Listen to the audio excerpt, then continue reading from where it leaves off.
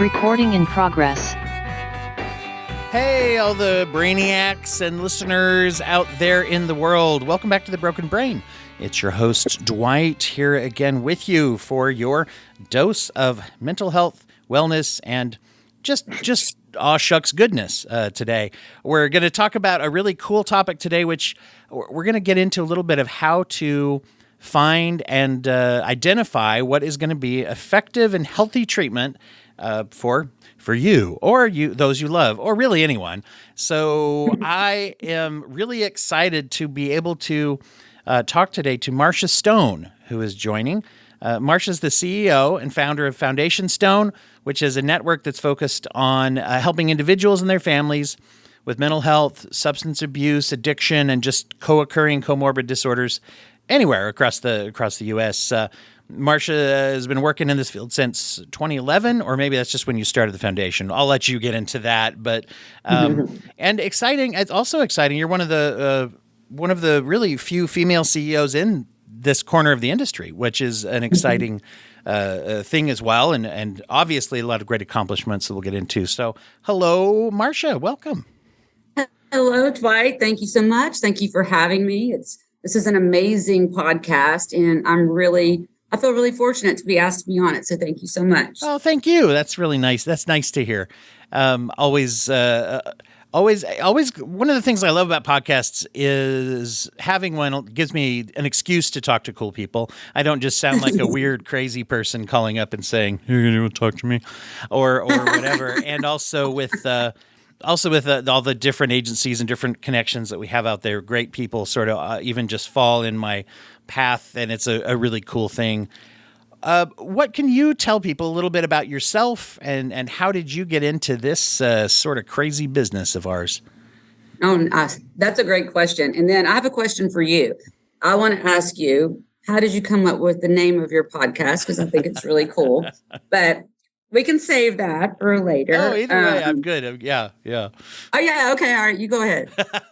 Well, The Broken Brain, first of all, when I decided to make the podcast, one of the things that my goal was at the time, this is, I don't know, 8 or 9 years ago, something like that.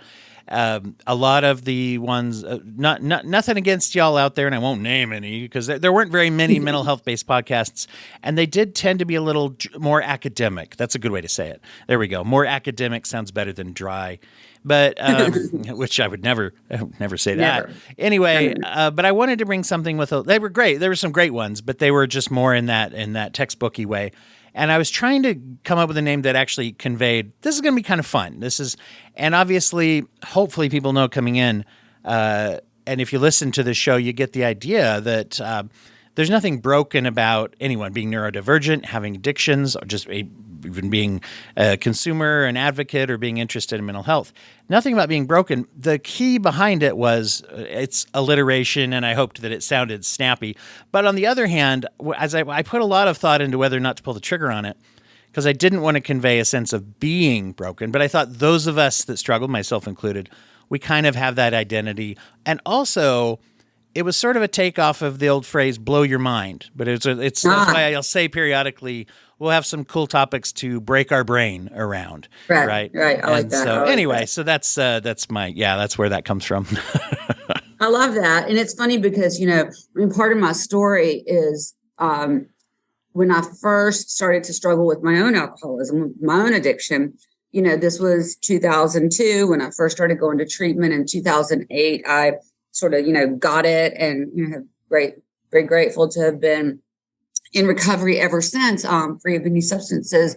And at the beginning of my journey, I found that there was a very sort of punitive take to what was going on. I was an attorney, and I went to law school, and I became an attorney in the late 90s. And so basically through the entire time that I was struggling with my addiction, with my alcoholism, I was a licensed attorney practicing law in North Carolina and in Georgia, trying desperately to stay sober. And I could do it for a while, and then I'd sort of, go off the rails and come back. And, I was under contract because of my licensure, to stay sober, to participate with their, impaired lawyers programs, et cetera.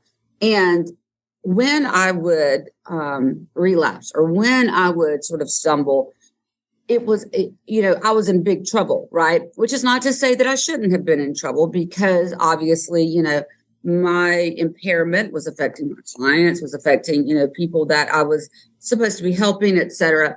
But back in those days, there was a very punitive take. In fact, the whole reason I got into this business is because in 2008, after I had been struggling for a number of years and had broken several different contracts, agreements, whatever, with them. They called them contracts. That seemed to me to be, a little strong word at the time, but now I understand it. And I'm very grateful for this, because they forced me to surrender my law license for 5 years. And because of that, right, I was like devastated. I didn't know what I was going to do. I'd never been anything except for a trial lawyer, basically. I did a lot of family law, criminal defense and stuff like that. And I didn't know what I was going to do, but I was newly sober, and I had moved to Austin, Texas, because my husband went to treatment out here. We sort of, went our separate ways, got our recovery under good stead for about 9 months. And then I moved out here, and we were going to kind of rebuild our life. And I met this man named Mark Houston, and he had a program outside of Austin called Mark Houston Recovery. And he asked me to come and work for him and to start a women's program that would mirror his men's program that had been in existence for a few years. So that was 2009 when I first started working for him. The 2011 date that you referenced is he passed away suddenly 6 months after I started working for him. And little by little, his backer wanted to close the program, and I sort of brokered a deal between the financial backer and this sort of angel investor that I had met because one of his family members came through our program. So I just got really interested, in the brain, in addiction science, in, how to be more helpful to people that were struggling just like I was. And I just fell in love with helping people to have, transformations. That's what it was. And, or that's what it is. And it's back then, it's closed now, but back then it was a long-term program, gender specific. And I really, that was my experience with what really helped me to get some momentum, gender specific long-term program. And, all the studies and all the statistics say that, basically the longer that you can be in some type of program that's keeping you focused on your recovery, the better your chances of recovery are. And it's pretty it's pretty staggering statistics. Like if you can stay 90 days, then you have, and listen, this might not be correct. This is just from my memory, but let's say, a 3-time more likely chance. If you can stay for 6 months, it goes to, 9 and on and on and on. And so that's what I did. And I ended up buying that company from the angel investor. And that was in 2016 after I'd been the CEO for a few years. And then I expanded it to have not only the original program, but a young adult male program, a trauma specific program, and then, sort of a supportive housing and recovery coaching type of program. So by the end of it, we had about 200 beds all throughout Austin, 100 inpatient, 100 outpatient. And, I had 200 employees. And we were just really clicking on all cylinders. And it was going great, and it went great. And I decided in 2020 that I felt like I wanted to bring on some investors to sort of take over, more the business part of it, so I could focus on families and the clients and the marketing, the things that I really enjoyed doing, sort of the face-to-face interaction. And I did that for a couple of years. And then I found out that I didn't really like working for anyone else since I had worked for myself. I don't know if you can identify with that, but yes. After you've been your own boss, it's kind of hard to go back. And that's what happened. And so I ended up leaving, and then I took about a year off, and that was in 2022. And so at the end of last year, I decided that I wanted to start a new, sort of business. And I wanted to name it Foundation Stone, not because my last name is Stone, although that's a great marketing thing. And, everyone's like, you with your alliteration, me with my last name. It's like all these marketing people are like, great job. But I tell people you can charge a little more if you have a clever name. Look at all the different modalities of therapy out there. They're all, That's right. But there's a line in some of our recovery literature that says helping others is the foundation stone of my recovery. And, that's what I really kind of dialed into because, as the company got bigger and, more well-known and more successful and more profitable, that was great. And I really enjoyed sort of being an entrepreneur. I still do. But I really missed that part where I was really focusing on individuals and really helping people. And so, when I started this new company, I sort of set it up so that I could do things like I'm doing with you and, go to keynote speeches and motivational speeches and really tried my best to use sort of my experience to show people that if you suffer from alcoholism or addiction or mental health or neurodivergent or anything else, as you said at the beginning, there's nothing wrong with you, right? This is not something that you have to be ashamed of. This is something that is, partly genetic, partly circumstantial. And it's something that I think as a society, we're doing a much better job of accepting these things as, part of a sort of a medical explanation versus, what it used to feel like, which was I was some kind of a moral failure every time I went in front of a board. And so, to have that experience and to kind of be where I am now, I just feel like the more people understand about addiction, about mental health, about alcoholism, the better off we're going to be as a society to treat these things, or in the alternative to, have systems set up so that people don't have to get as bad as I was before they can really get help. Yeah. Yeah, there's a lot of things wrapped up there in what you said as far as some of the mythology that has grown around addiction, shame-based thinking, identification as broken or flawed. And there's even lots of talk today about the way people refer to themselves. Whether do we use the term, recovered, in recovery, addicted, addict versus person who has struggled with addiction, I used to use versus I'm one step away. All of that kind of stuff is complicated, as I've addressed on the show a lot. And that individualization is something that I love, that trend of trauma-informed, individualized, and we'll get into some of those finding it. But to me, one of the big things you mentioned there is if I'm looking to get recovery, whether it's a support group, whether it's treatment, you got to be on the lookout. This is hard when you're caught up in it, but you got to look out for that shame-based, as you put, that punitive-based. At least a lot of my experience has been that is not effective. I agree. And interestingly enough, even when I first started in this industry, that was kind of the way it was done. And honestly, that was a lot of the sort of client interaction that was modeled to me. And, I've actually looked up the young women that were in, the first couple of communities where I was just starting, because I think back sometimes that, some of the activities and, even some of the conversations that I had and the things that I said.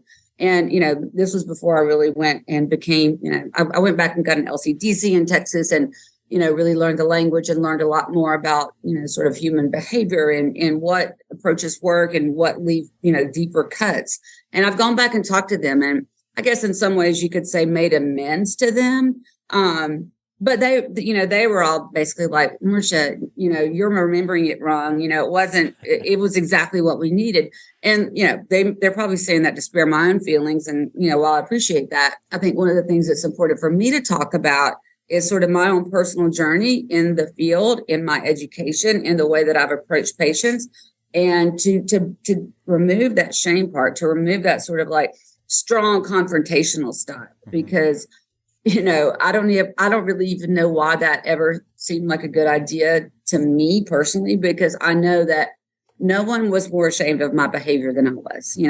No one wanted to be a good mom as much as I did, and could, see the evidence and have the memories of how I wasn't able to pull that off. So that inherently brings shame, right?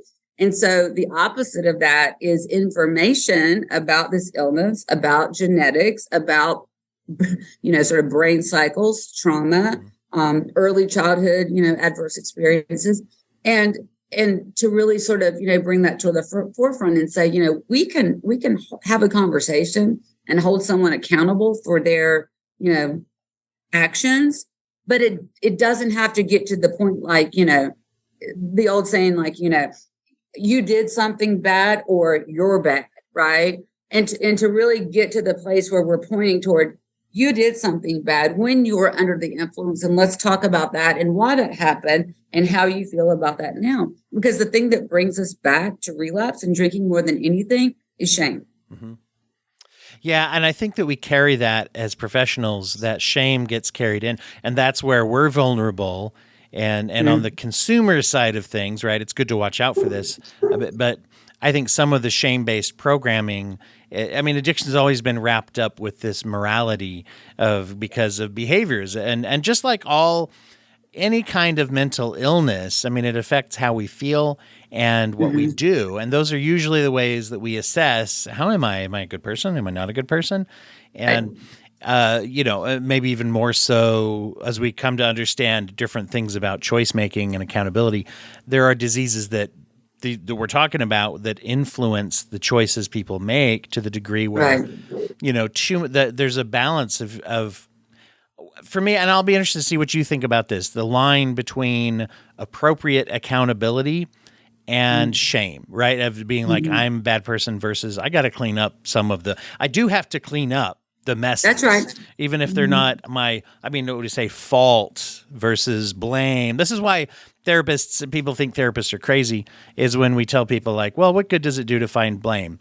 And it's like, well, what? But I have to be accountable. Yeah, but we don't want to be ashamed. But where do you feel like that cutoff is for well, one of the things I talk, one of the things I talk about a lot is, when I look over my life and, and I remember, when I was sort of in the depths of drinking, and I mean, I was mostly alcoholic. I did some drugs, but I consider myself more of an alcoholic. But to me, the substance is just the symptom. It doesn't really matter if it's alcohol, drugs, shopping, sex, whatever. That's sort of the ism that makes us, anything to sort of change the way that we feel, right? But what I talk about a lot, to your point, your question is, I always had good intentions, right? When I was in my late 20s and I was in law school and I was a single mom and I had 3 little kids, I wanted to be a good mom. My intention was to be a good mom. And even when I left and my drinking continued to increase, even though I swore that, was not going to be the same when I, got a job, et cetera, and had money, my intentions were always the same. But the thing that interrupted my intentions with my actions, right, was this active alcoholism. And so, when I can look back and sort of frame it that way, because I knew what my intentions were. I wanted to be a good daughter. I wanted to be a great employee. I wanted to be a great sister. I wanted to be a great wife and a great mom. And would begin to carry out those intentions. But when my drinking was to the point where I could not control that, well, then I couldn't control what my actions were. So my intentions and my actions never matched. And one of the things that I talk about a lot, especially looking back, is just the power of alcoholism. I remember one time I was on the steps of the Capitol in Austin, Texas, and I was doing a talk for Recovery Day programming is what we had. And when I first started talking, I introduced myself as I'm Marsha Stone, and I'm an alcoholic. I've been in recovery since 2008. And afterward, I would get some emails from people that would hear it on YouTube or whatever, I don't know where. And they would say, like, how do you have the courage to stand up in front of the whole world and say, I'm an alcoholic? And I said, the reason is the same as it is now. I understand powerlessness, right? I understand at that point in time, and, whatever bad decision, bad behavior, let down, missed appointments, anything,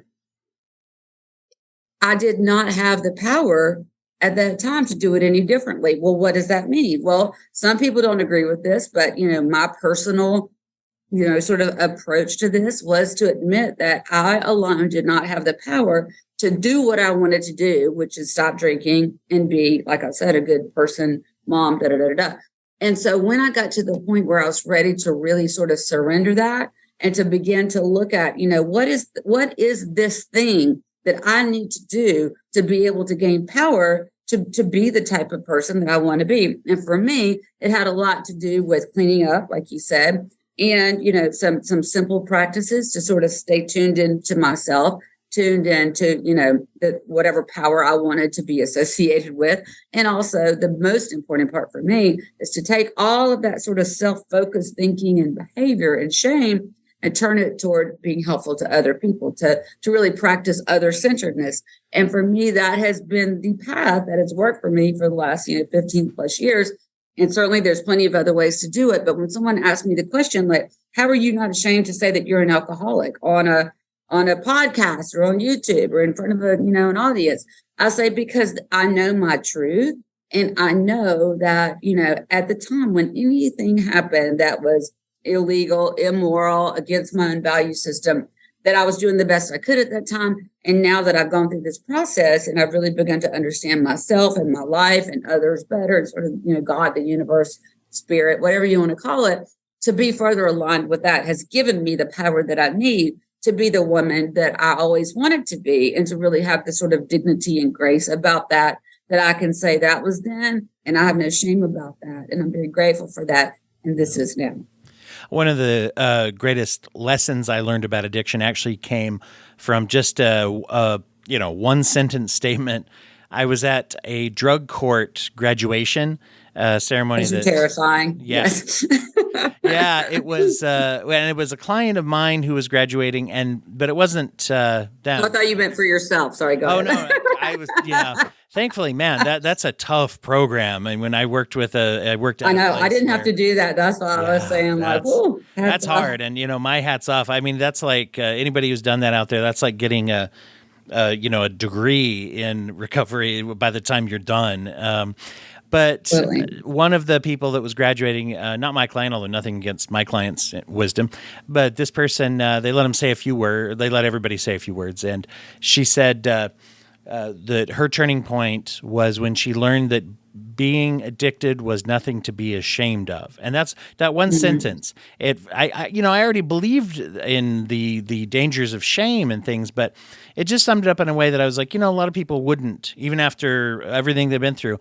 And that to me was kind of something to admire about her. Right. And I'm going to assume, I guess, and I hope that came through her own support groups and treatment, and that she had selected and found ways to learn that, and she learned it, but hopefully others were telling her that along the way. And, so that gets me thinking a lot. I wonder, how do you find, when people are trying to locate treatment, what are some things they should watch for to locate a program like that? How can they tell as best as they can, this is a therapist or this is a program that is shame-free or is empowering rather than the opposite?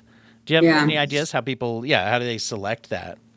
Yeah, and it can be a really daunting process, especially if you're not sort of in the circle where you're, hear things and know people, et cetera. I think a lot of people go to the internet to find treatment centers. And I have to say that's, even though my treatment centers are on the internet, they, these days in time, you have to be, or you're just not, you're not in business if you don't, have websites, et cetera. Right. But it's really dangerous to do that, because people, can sort of, get a domain name and address and all that, and put some pretty pictures on the internet and write some nice words, and maybe pick and choose which reviews they want to be seen, and that can be really dangerous, because a lot of times the way it sounds versus what you actually see when you arrive at the place are two different things. So that would be the number one thing. If you're seeing and hearing things, and your own research or your own observations don't match that or don't back it up, listen to your gut, right? Listen to your intuition, especially if you're a family member who's looking to place someone into treatment. Because, once they get there, and you've heard stories about this, I'm sure. I know that Paris Hilton has been, sort of doing the media circuit, talking about, the place where she was, how abusive it was, and her parents saying we had no idea, because lots of times, people that are associated with programs like that can make it sound like, that the person who's participating in it is lying just because they want to get out, or, sort of diminishing what their experience is, right? So watch out for things like that.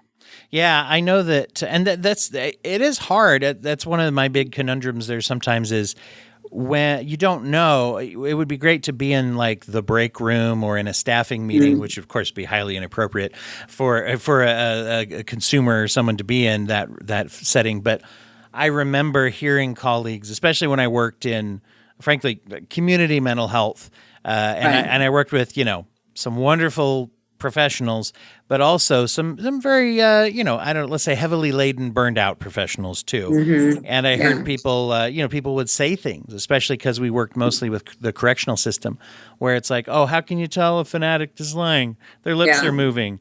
And it always struck me like, oh my gosh, I would hate if I knew my therapist was sitting in a room being like, boy, you can tell Dwight's a piece of shit. It's like, I wouldn't go there for one thing. Right. And you then have the heavy influence of, and once again, lots of professionals out there, particularly in the law enforcement corner, I'll say, the probation and parole people have some of the most progressive kind of working people who understand building relationships with their clientele. On the other hand, you also have a lot of cynicism. I remember hearing a PO in a staffing meeting say, oh, well, you know how it is. These addicts, they never get better. And I'm like, you're the guy assigned to our program? Right. And that's really scary. Right. When you talk to staff members, when you're looking for a place to send your loved one, if you pick up on sort of like what you're talking about, that just, sort of negative or, it's preconceived sort of notions about generalizing what addicts do or what alcoholics do or what criminals do. Listen to what you're hearing. And how does that settle with you, right? The other thing, too, is I would say if you want to go onto the internet to try and find a treatment center, that's fine. But it's always better to talk to people who aren't necessarily associated with that same treatment center, but have a lot of information. I've been in this business so long, it's actually a pretty small community once you sort of get into it. And there's places that I would absolutely send my kids to and friends and family members. And there's places and people that I know that I absolutely would not send my worst enemy there.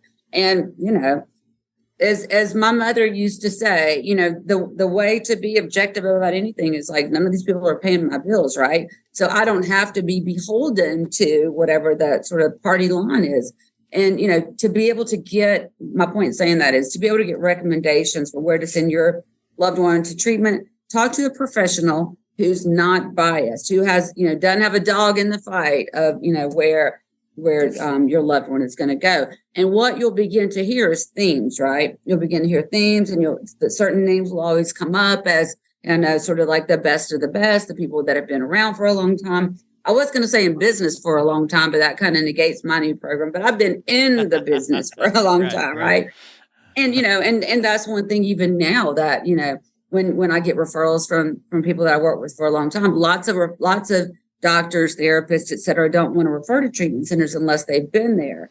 But, we have only been open a few months, and I've had people that I've known for a long time say, I don't need to see, your swimming pool at your treatment center, Marsha. Like, I know what kind of business y'all run and what kind of help you do.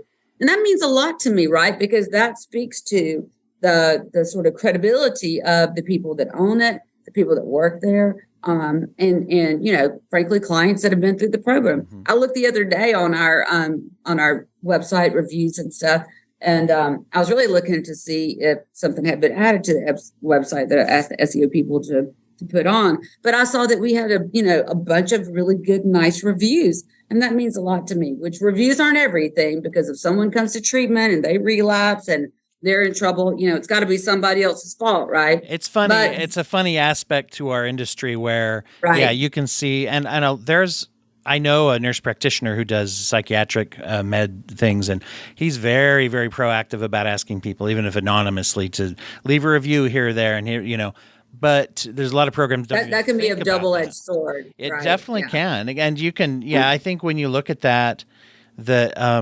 you can see that to where, there are things you can kind of sometimes suss it out a little bit when someone puts on there, oh, they wouldn't help me, or I lost my kids and it was their fault. And it's like, well, or something like that. You got to kind of be like, well, I don't know. That person has a legit point of view. But it occurred to me as you were saying, most of us, meaning people who aren't in the industry. So I shouldn't say us, them, civilians. I don't know what to say, but you're not plugged in, right? You're not plugged in to say, I like this program. The last 3 people I met who went there really liked it.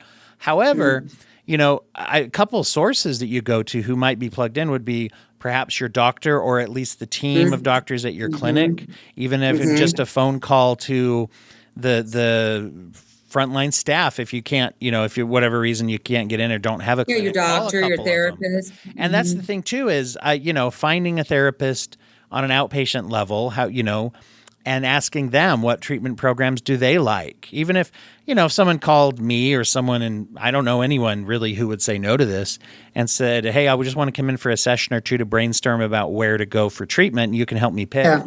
And the upside of that too is I always say, you need outpatient treatment, whether it's before going to other treatment, whether it's instead of in some cases, or always after going to a larger program.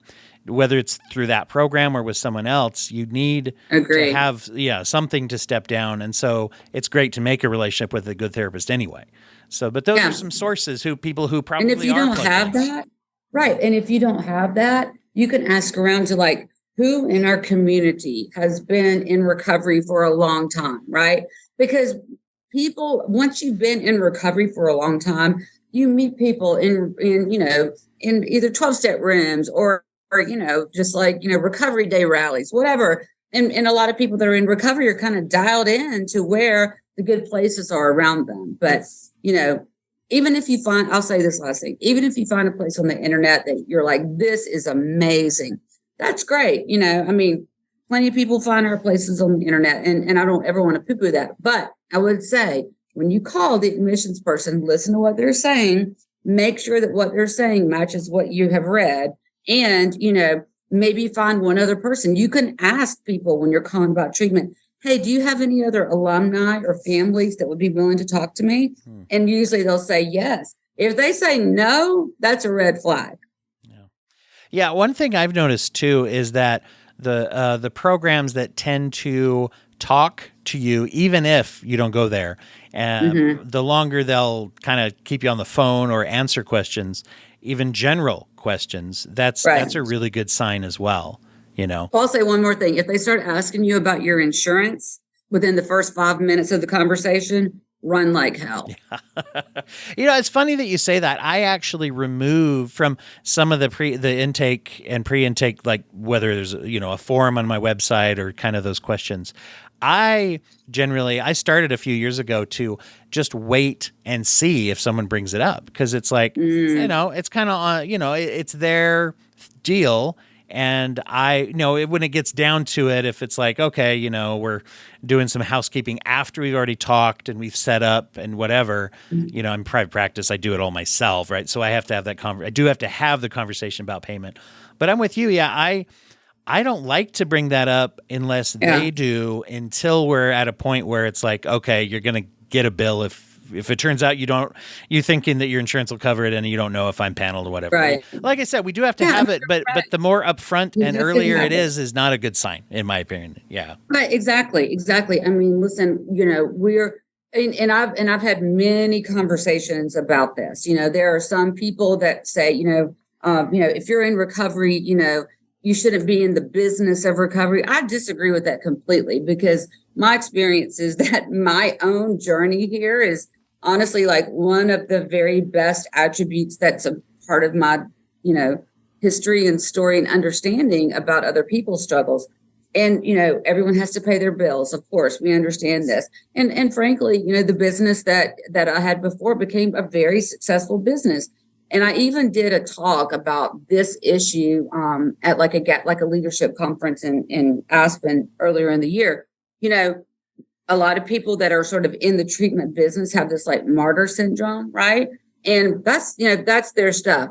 What I said and what I stand by is you can have an exceptional program that's highly effective. And you can also have a program that's, highly profitable. And, people that work there get Christmas bonuses and health insurance. And there's absolutely nothing wrong with that, right?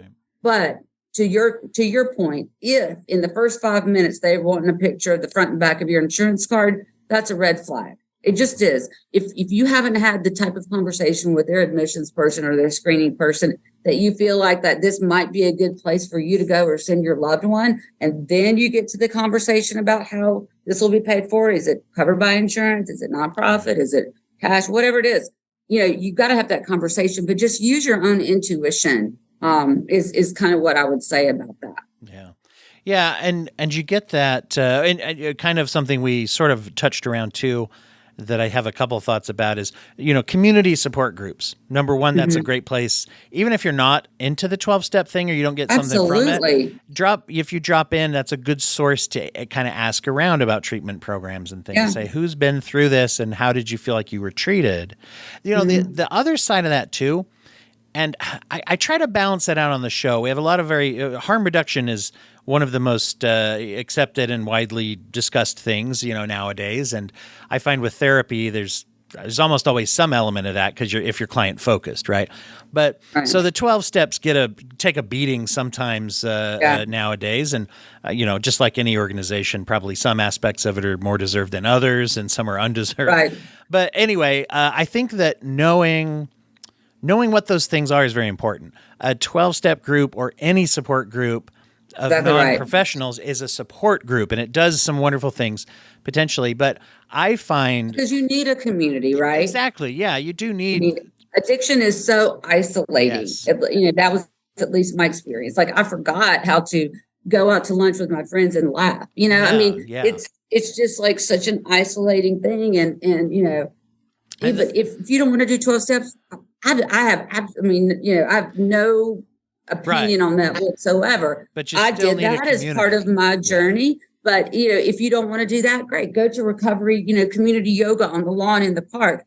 Just get around some people that are seeking to live the same type of healthy lifestyle that you're seeking to live, because the power's in that community, right? Mm-hmm. That's where the power is. It doesn't matter to me. Sewing for seniors or whatever you want to do. And that's research based shows that if you have an active community, even if it's not focused on addiction, you get at least some of the same benefits you do from any support group. And now this may be, and this is just a theory of mine, a bias, I'll just say. I also think if you are evaluating a program, if the 12 steps come up, because they do with a lot of programs, they'll say, oh, we're very 12-step focused, or we do 12-step work. I think a great question to ask is, great, what do you add to that beyond what I would get at just a 12-step community support group? Because and this is a bias that comes from training. When I worked in an outpatient program, I had a team lead who'd been doing substance abuse since, he was a Vietnam War vet who got hooked on heroin in Vietnam, so he'd been doing it for a minute. And he would always say to the people in our program, the professionals, he said, if you're doing 12-step work, and a lot of people were, because that was how they got clean. He said, if you're doing that, fine, but understand that you're doing something that they can get for free. So what are you bringing to it that makes it therapy instead of just support? So I think that question is a powerful question to say, great, what's the difference between the way you guys do it and just me going to free AA groups? Right. Not to be indelicate. It costs $1 if you want to throw it in the basket, right? No, I agree with that. And, candidly, some of the longer term programs and even the longer term program that I established, what they call 12-step immersion, right? And so really what that means is the way we had it set up was, you go to your therapist for your treatment plan, for your individual therapy, for your psychoeducational groups, for your process groups. And then you go to your program director for information about 12 steps and connecting with a sponsor. And when you go into sober living, knowing where the meetings are and, having the opportunity to go off property and go to those meetings so that you get comfortable with that. I think that there is a way to do both of those things so that we can honor, right? Like 12 steps does not cost money, right? And then the clinical work, when you're really focusing on trauma, on, ADD, OCD, whatever's going on with you that's interfering with your ability to engage in a recovery process, I used to always say, like, treatment is not the treatment for addiction, right? You go there and you get therapy and you learn a lot of good things, like coping skills, etc. And you kind of learn about, how you find your own group. I don't, I mean, I've had some friends that love refuge recovery, right? And that's much more of a Buddhist slant on recovery. And they have their own steps. Again, to me, to really focus in on, what insurance is paying for, or what, you're paying for, or mom and dad are paying for, is the hard work and the experience and the professionalism of these amazing master's level therapists that went to school for, 47 years right? I mean, it's that's a whole, that profession is, I have so much respect, and there's so much honor that I give to the people who do that, because it's hard, right? I mean, if you get a PhD in psychology, I mean, like, that makes my law degree look like, chump change. Seriously. I mean, it's way longer, right? You got to write a dissertation and all that. However, I think it's important to have people in your treatment sort of, universe that are in recovery, that can help people to connect with recovery when they leave the treatment program. Because most people stay sober when they're in treatment, right? And what happens when they leave? That's what you're talking about. The fall off is immense. But if you have an outpatient, if you have someone who's pointing you toward how to get plugged in, like literally, your chances of staying sober go up exponentially if you have both those things that are working in tandem. Yeah.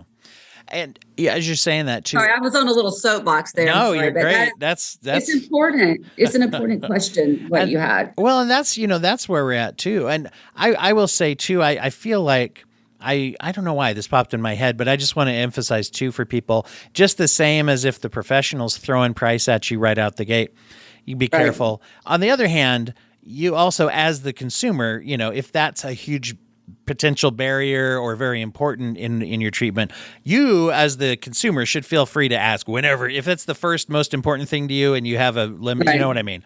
Ask whenever. And you also should be concerned if they don't upfront say, oh, okay, you asked, so let's talk about that. So that's also, I mean, not to be, it's kind of both sides of that. And that is one of the great strengths of the community support groups, even though they aren't a replacement for therapy. As far as like, if I have nothing, which is pretty common when I'm at in the throes of addiction, that is at least something that is available, somewhat worldwide for free. And those things are out there as long as we treat them like what they really are. That's right. I wanted to ask kind of, where do you come down on this feeling that is discussed in the field, and that people, I don't know that most consumers are still aware of this or not aware of this, but this idea of an abstinence-based program versus a harm reduction, or, individual, letting the client kind of say, here's what my goals are, versus saying, if you're going to come on our program, you got to be, 100% abstinent from, and it's always abstinent from the things that we classify that you should be, obviously. But anyway, where do you come on that? Do you have a feeling for either one of those, or somewhere in between? Yeah, I do. I actually did. I did a podcast a couple of weeks ago, and it was called The Alcohol Minimalist, is I think what was the name of. And so it was a really interesting take, because, this lady was basically saying, I think she went through like a part of her life where she was completely abstinent. And now she, like drinks, once every month or whatever. And she was asking me the same question. And here's my answer to that. There are people like me, right, who drink through consequences, right? There was no consequence, obviously, based on my own history, that was going to like prevent me from drinking. I drank through, a marriage. I drank through custody of my children. I drank through losing my law license. I mean, there's like extreme things that people are like, whoa, you got like lots of flashing lights before all that happened. And it's true, right? So what does that mean? That means I am, I think of it like a spectrum, right? Like a spectrum. And I'm on one end of the spectrum. Like, I cannot put anything into my body because I have this genetic, I did research in my family back hundreds of years, and we're all from Scotland. And there's so much alcoholism and so much generational trauma that I know that is my truth, right? On the other hand, there were plenty of people that I went to treatment with that, She was a 19-year-old gymnast, and she, was having an eating disorder and taking Adderall when she was in college. And now, she's 35 years old, married with 2 kids, and, member of the junior league, and drink champagne every quarter at the meeting, whatever. And so, those are 2 different things. And so to me, those 2 different people. Right. Right. Yeah. And the reason I'm really, it's really kind of coming down on this point really clearly is there is no right answer for everyone. It is a deeply personal issue.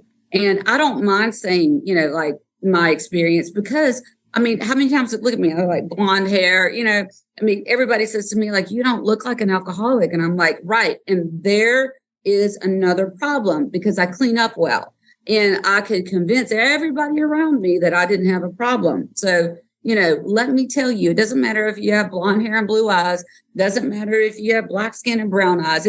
None of that is relevant because to me, addiction, like true alcoholism, true addiction is such a medical term that it has to be based on your experience. It has to be based on your relationship with alcohol. It's based on your genetics. It's based on your upbringing. It's based on your MMPI score. I mean, there's all the different things that you have to really focus in on. But for people who go to treatment and they're sober for 5 years and they sort of miss, like that part of their life is in the rearview mirror and now they're happily married and they drink wine just fine. Awesome. Right. I've got awesome. That's great. But it's something that we cannot just, release a blanket statement about because it's not going to be the same for everybody. And does that answer? Oh, definitely. And I mean, that's where I come down too. And it's funny because that seems to automatically fit into the definition of harm reduction. However, I think that the description you're giving also kind of transcends labels of what we want to call that philosophy, other than the main one is individualization, right? Exactly. That's a big one for me. And I would also say, as long as, we're talking about finding and selecting treatment, once, because you're always selecting, even after you get into the treatment, right? You're always evaluating, does this work for me? Because if it doesn't, it doesn't. If it does, it does. But one of the main things I think is, do they ask a lot of questions? Do you get questions more than you get, especially at first, right? For assessments and evaluations. Are the professionals asking you questions, getting to know you as a person rather than shunting you into their program to make sure you meet the needs of their program? Like an assembly line. Yeah, exactly. And I think that's where, for me, the biggest thing is if people are wanting to, I like to tell people it's an individualized thing, and as well as it's an experiment. If you're thinking this is I want to knock off just this and only do this on the weekends, or I want to get clean and then reinvestigate. It's like investigation's fine as long as you do it smart. If you're a smart researcher into your own self, and are able to be honest with yourself, and that you're surrounded by people that can be honest with you. That's absolutely right. When I started this new, the Foundation Stone platform, one of the things that I was really clear on at the beginning is I wanted to always stick to what my truth was, which is that small boutique programs, really highly focused programs, I personally believe, and this was my experience as well, work better. If you're looking on the internet and there's, a beautiful beach and a beautiful pool and a beautiful mountain and a beautiful, programs that say that they do everything usually do pretty close to nothing, because that's a great point. Yeah. Right. And that's an ethical thing too, right? Is learning and knowing what are our own limitations and what do we promise? What do we deliver? Yeah. What can we? Right. Exactly. And, if there's something on their website and you're kind of drilling down, asking about that, and they're giving you sort of, evasive answers or leading you back to the, sort of the shiny object over here, just pay attention to that. And, again, those sort of, factory assembly line, everyone's going to do this and everyone's going to do that. Like that completely negates in my opinion, the appreciation and the understanding for the true individualized nature of this illness. Yeah. And if you have the option to go to a smaller sort of, boutique focused model. For example, I'm going to open in a couple of weeks a really small women's only program in North Florida. And everybody's like, why didn't you open it down in Fort Lauderdale where all the other treatment centers are? And I was like, because I want I wanted to, it's a women's program. It's small. I wanted it to be in a safe community where there's, a lot of opportunities for volunteering, and to really be mindful about where you're placing your programs, and what kind of staff you're going to have there, and how long they're going to be, and what's your, philosophy, what's your policy on bringing children to the program. There's so many decisions to be made, and there really aren't right or wrong answers. But when you're talking to someone, if they can clearly express to you why they made this decision and how that sort of goes into the whole philosophy of that program, if that jives with you, like, that's the program to go to. Does that make sense? Oh, it definitely. Just to me, it's one of the reasons I find that if it's possible and people are able to go to like a private practitioner, and this is a bias, but it's a bias born out of experience and observation, both as a consumer and as a provider. I've noticed that, going to something that is essentially either a small business with a team of people, or a group practice or a private practice kind of thing, you're dealing with people, hopefully, who are then looking at it like they're dealing with people. And you can have some flexibility around that. And certainly, if you have a residential program, or you have to have some rules and things, obviously, that are probably somewhat universal. But, I've found when I worked in residential youth treatment, we had a lot more success when we questioned all of those rules. When we started we had some success with individual youth on the autism spectrum.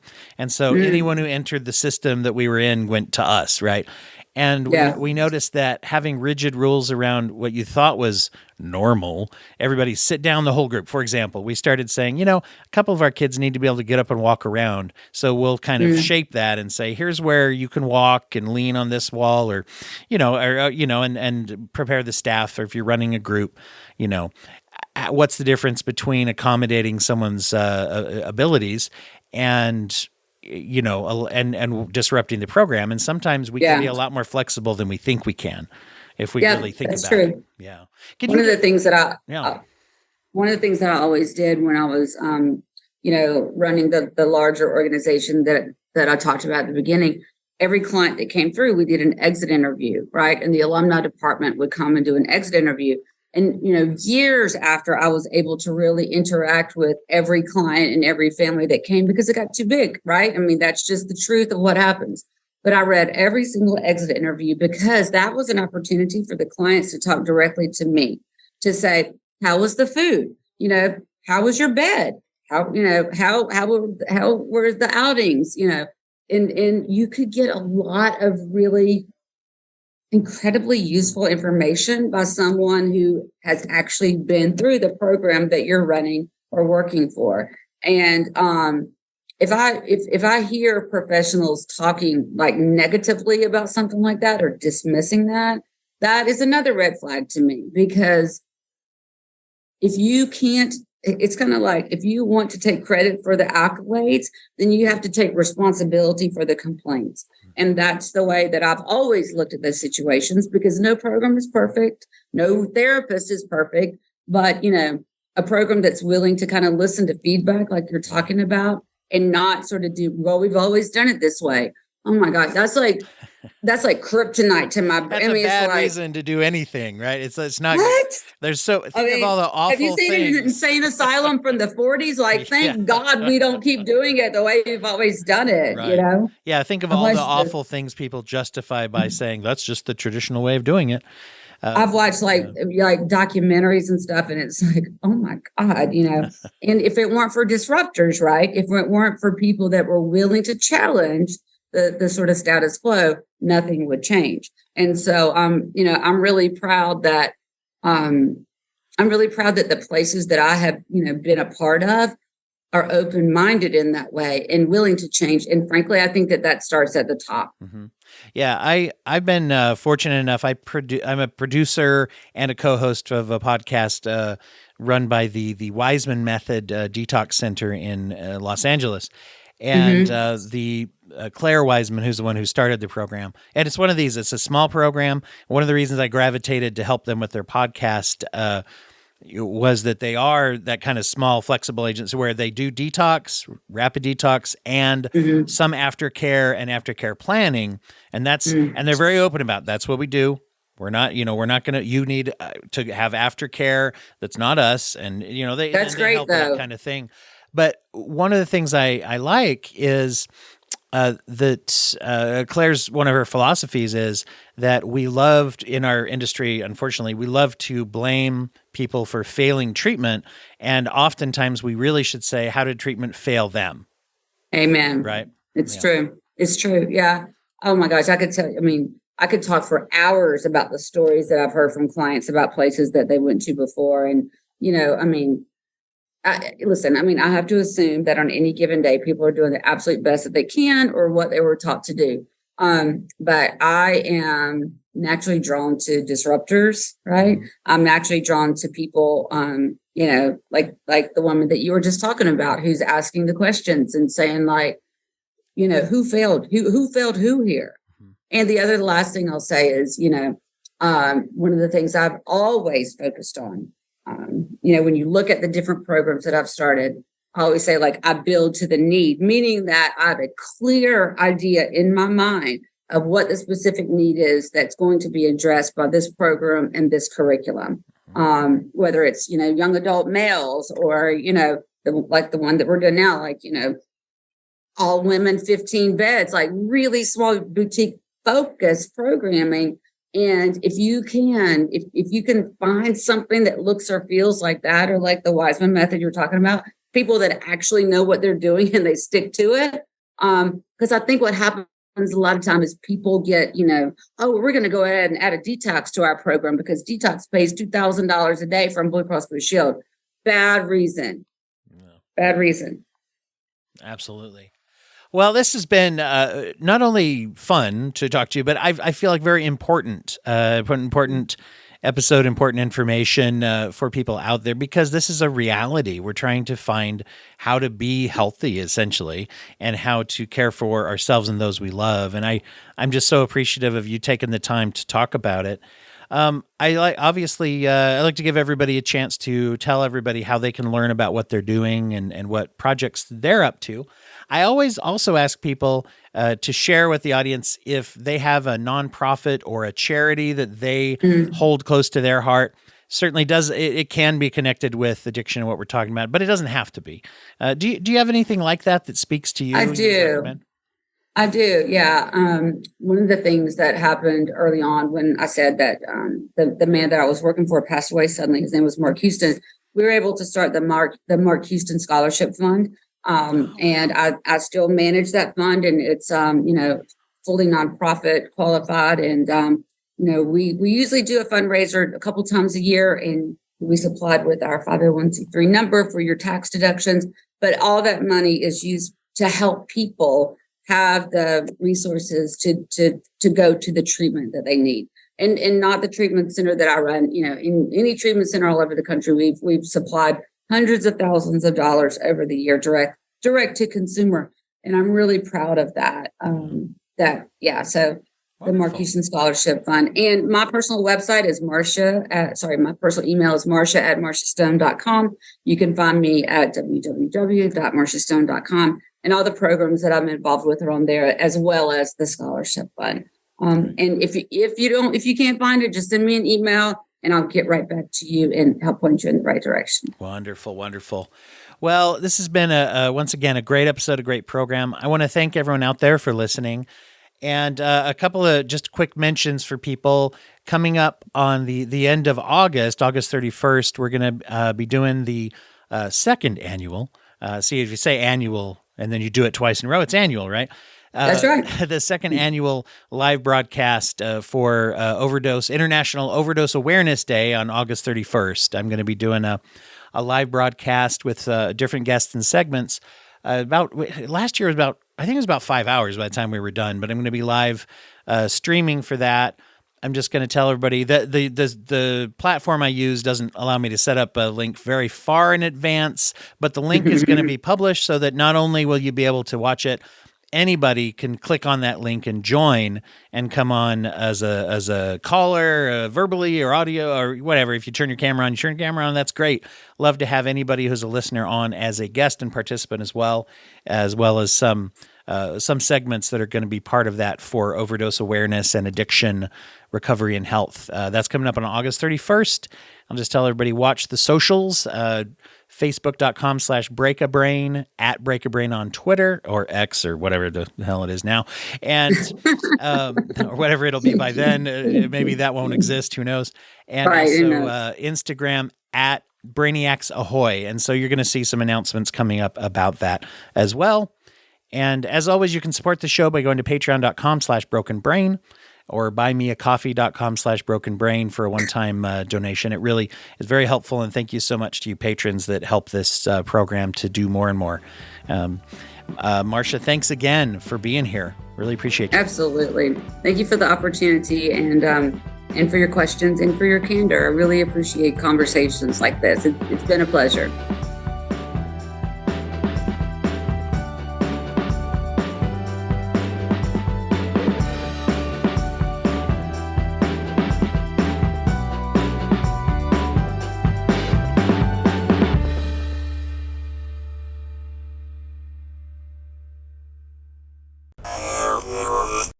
Thank you for listening to the Court Arts Podcast Network. To listen to more Court Arts shows, visit courtamparts.com.